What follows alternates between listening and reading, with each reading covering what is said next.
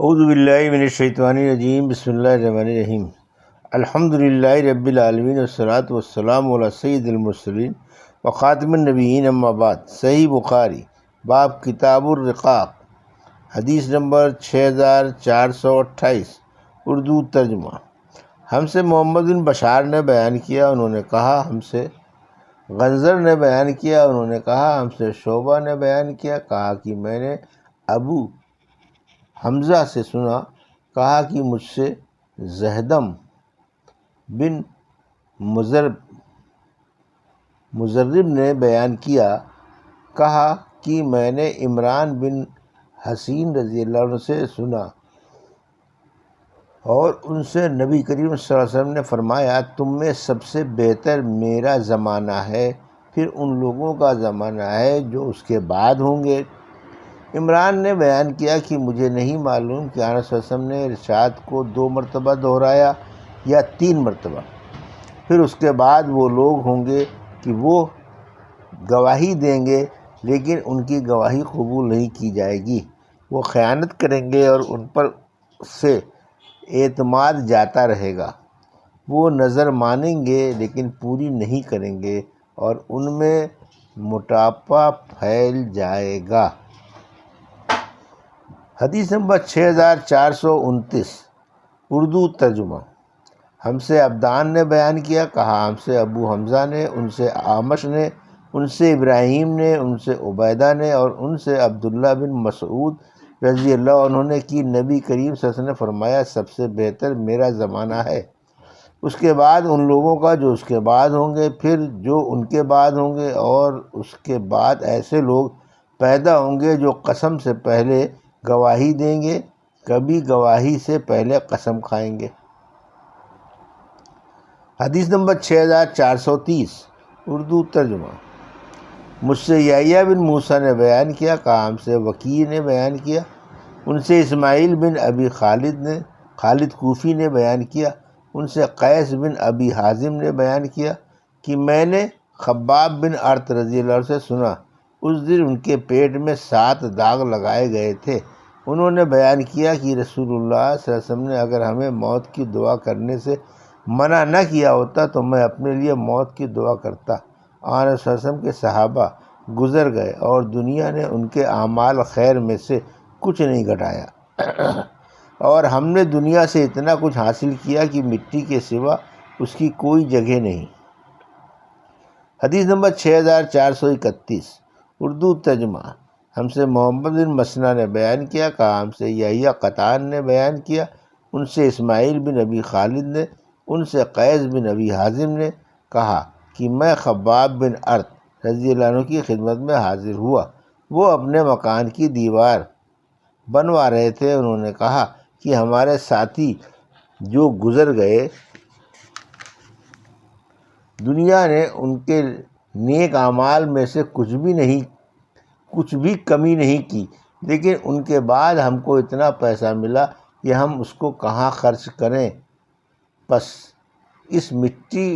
اور پانی یعنی عمارت میں ہم کو اسے خرچ کرنے کا موقع ملا ہے۔ حدیث نمبر 6432، اردو ترجمہ۔ ہم سے محمد بن کثیر نے بیان کیا، ان سے سفیان بن عینیہ نے، ان سے اعمش نے، ان سے ابو وائل نے اور ان سے خباب بن ارت رضی اللہ عنہ نے بیان کیا کہ ہم نے رسول اللہ صلی اللہ علیہ وسلم کے ساتھ ہجرت کی تھی اور اس کا قصہ بیان کیا۔ حدیث نمبر 6433، اردو ترجمہ۔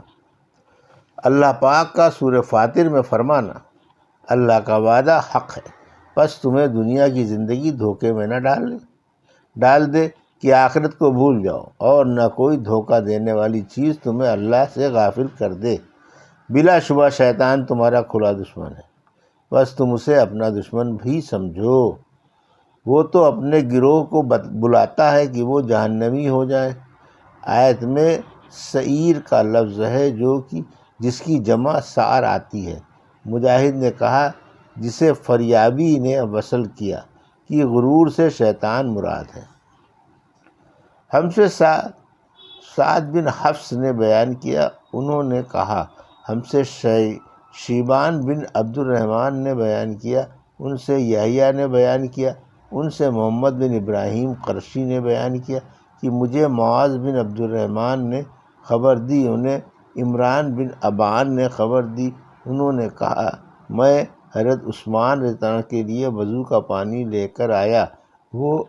چبوترے پر بیٹھے ہوئے تھے، پھر انہوں نے اچھی طرح وضو کیا، اس کے بعد کہا کہ میں نے نبی کریم صلی اللہ علیہ وسلم کو اسی جگہ وضو کرتے دیکھا تھا۔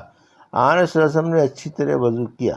پھر فرمایا کہ جس نے اس طرح وضو کیا اور پھر مسجد میں آ کر 2 رکعت نماز پڑھی تو اس کے پچھلے گناہ معاف ہو جاتے ہیں۔ بیان کیا کہ نبی کریم صلی اللہ علیہ وسلم نے اس پر یہ بھی فرمایا کہ اس پر مغرور نہ ہو جاؤ۔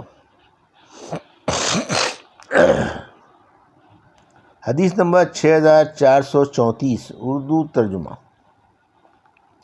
صالحین کا گزر جانا۔ مجھ سے یحییٰ بن حماد نے بیان کیا، کہا ہم سے ابو عوانہ نے بیان کیا، ان سے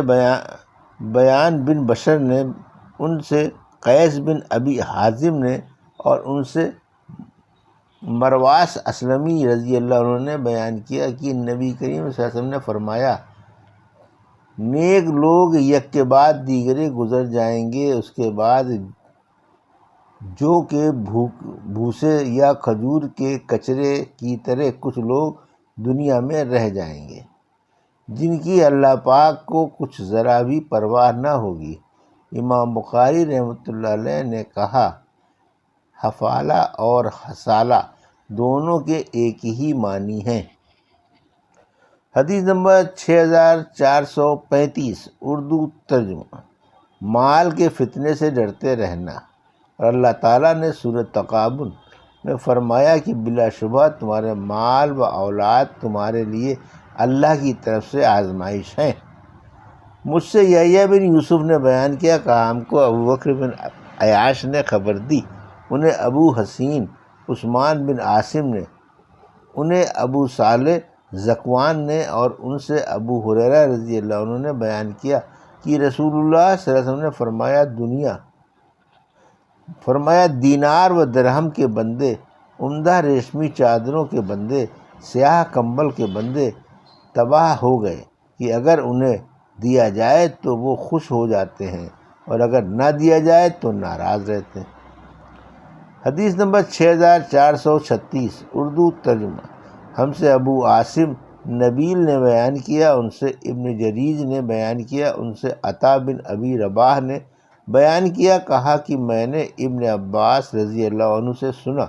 انہوں نے کہا کہ میں نے نبی کریم صلی اللہ علیہ وسلم سے سنا، آن صلی اللہ علیہ وسلم نے فرمایا کہ اگر انسان کے پاس مال کی 2 وادیاں ہوں تو تیسری کا خواہش مند ہوگا، اور انسان کا پیٹ مٹی کے سوا اور کوئی چیز نہیں بھر سکتی، اور اللہ اس شخص کی توبہ قبول کرتا ہے جو دل سے سچی توبہ کرتا ہے۔ حدیث نمبر 6437 اردو ترجمہ۔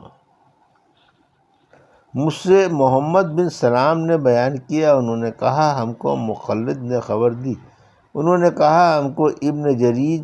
نے خبر دی، انہوں نے کہا کہ میں نے عطا سے سنا، انہوں نے کہا کہ میں نے ابن عباس رضی اللہ عنہ سے سنا، کہا کہ میں نے رسول اللہ صلی اللہ علیہ وسلم سے سنا، آن صلی اللہ علیہ وسلم نے فرمایا کہ اگر انسان کے پاس مال یعنی بھیڑ بکری کی پوری وادی ہو تو وہ چاہے گا کہ اسے ویسی ہی ایک اور مل جائے،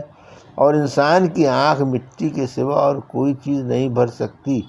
اور جو اللہ سے توبہ کرتا ہے وہ اس کی توبہ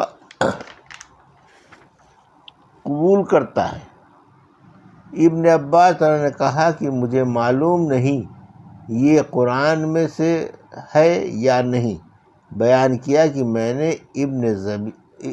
زبیر کو یہ منبر پر کہتے سنا تھا۔